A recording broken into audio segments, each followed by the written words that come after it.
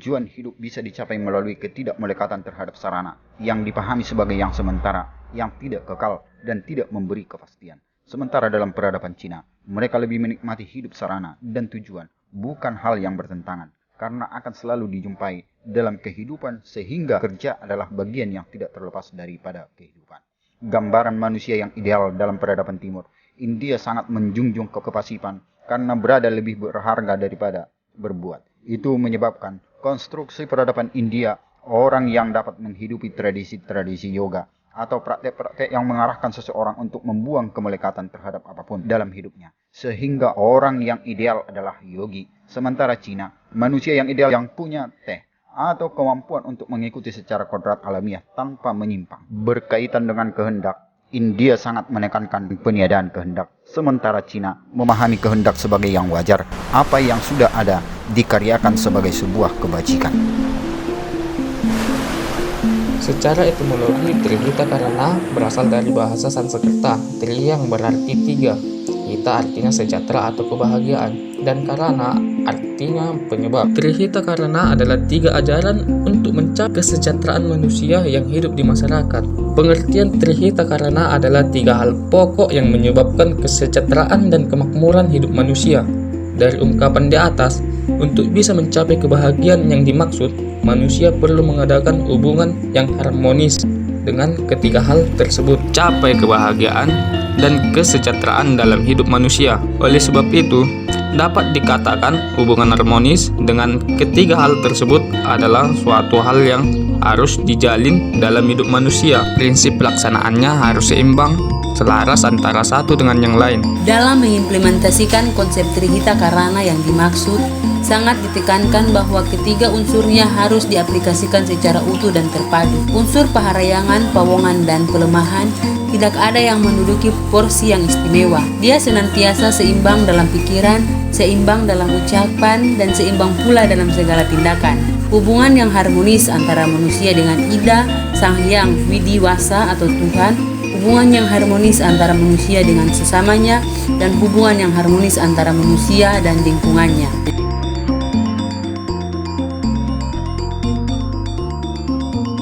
Belajar dari agama Timur, kita belajar bagaimana menghayati secara sadar bahwa esensi yang ilahi ada pada segala yang ada. Melalui unsur Trihita Karana, kita dapat memahami bahwa manusia dan semua makhluk yang ada di dunia adalah ciptaan Tuhan. Pada diri manusia dan semua makhluk ciptaan Tuhan. Dari konsep tersebut, wajib hukumnya bahwa setiap makhluk di dunia untuk mengasihi dan menyayangi ciptaan Ida Hyang Widiwasa. Setelah manusia percaya bahwa dirinya ciptaan Tuhan, maka manusia wajib berterima kasih, berbakti, dan selalu sujud kepada Tuhan. Poin kedua ini berbicara respon kepada yang ilahi. Sebagai implementasi dari konsep Trihita Karana yang selalu menjalin hubungan dengan Tuhan, maka manusia dalam hidup dan kehidupannya tidak dapat terlepas dari hubungannya dengan alam, lingkungan, dan sesama. Jika manusia ingin selamat dalam kehidupannya, lingkungan harus tetap dijaga, dilestarikan. Sebagai makhluk sosial, manusia tidak dapat hidup menyendiri. Oleh sebab itu, hubungan dengan sesama juga harus dijalin secara baik dan harmonis. Hubungan antara manusia harus saling asi dan asuh. Jika ketiga unsur Trihita Karana dapat terharmoniskan, maka kesejahteraan dan kedamaian hidup manusia pasti akan dapat dicapai.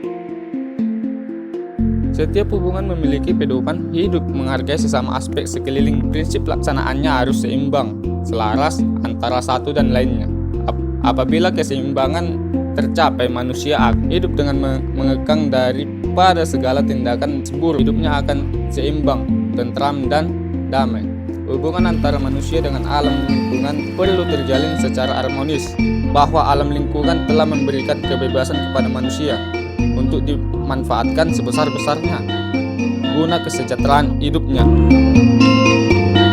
Prinsip pelaksanaan Trihita Karana harus seimbang, selaras antara satu dengan yang lainnya. Apabila keseimbangan tercapai, manusia akan hidup dengan mengekang daripada segala tindakan. Pengimplementasian konsep Trihita Karana yang dimaksud sangat ditekankan bahwa ketiga unsurnya harus diaplikasikan secara utuh dan tepat. Unsur parahyangan, pawongan, dan palemahan tidak ada yang menduduki porsi yang sangat istimewa.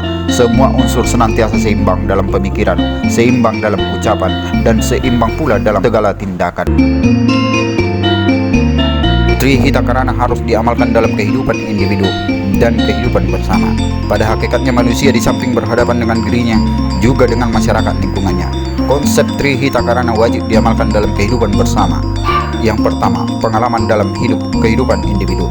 Trihita Karana harus ditanamkan dalam kehidupan individu, yakni bakti kepada Tuhan, mengabdi pada sesama sesuai dengan swadharma atau profesi atau bakat masing-masing, dengan dasar saling menghormati berdasarkan niatnya, dan menjaga kelestarian alam secara aktif, merupakan implementasi dari ajaran Trihita Karana. Merayakan perbedaan. Hakikat mendasar Trihita Karana mengandung pengertian tiga penyebab kesejahteraan itu bersumber pada keharmonisan hubungan antar manusia dengan Tuhannya, manusia dengan alam lingkungannya, dan manusia dengan sesamanya. Dengan menerapkan Trihita Karana secara mantap, kreatif, dan dinamis, akan terwujudlah kehidupan yang harmonis dan pembangunan manusia seutuhnya. Bakti kepada Sang Hyang Widiwasa atau Tuhan Yang Maha Esa, cinta kepada kelestarian lingkungan, serta rukun dan damai dengan sesamanya.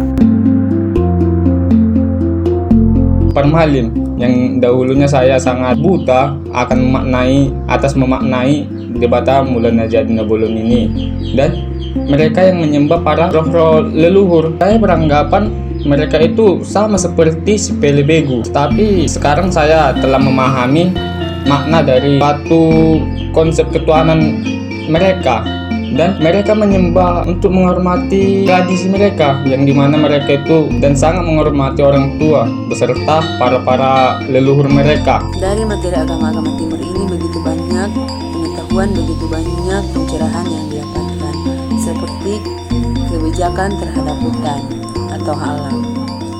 Menjaga hutan atau merawat hutan layaknya rumah sendiri. Apabila hal tersebut dilakukan, artinya itu sama dengan mematikan umur kehidupan yang ada di dalam tanaman tersebut. Itu sama halnya dengan mengakhiri kehidupan timbal balik mereka dengan kehidupan alam. Setelah mempelajari agama-agama timur, kita diajarkan dan kita mengetahui juga tentang bagaimana melihat dari sudut pandang esensi yang ilahi yang ada pada setiap agama-agama timur itu, yang memunculkan respon kita terhadap apa yang ada itu. Setelah kita mengetahui tentang esensi yang ilahi itu, ternyata yang ilahi itu ada pada setiap yang ada, maka kita diajak untuk merespon tentang bagaimana kita menciptakan sikap terhadap apa yang ada itu. Yang berikutnya, bagaimana kita untuk merespon juga perbedaan yang ada pada agama-agama itu sendiri. Demikian video kami kali ini dalam pembahasan agama-agama timur.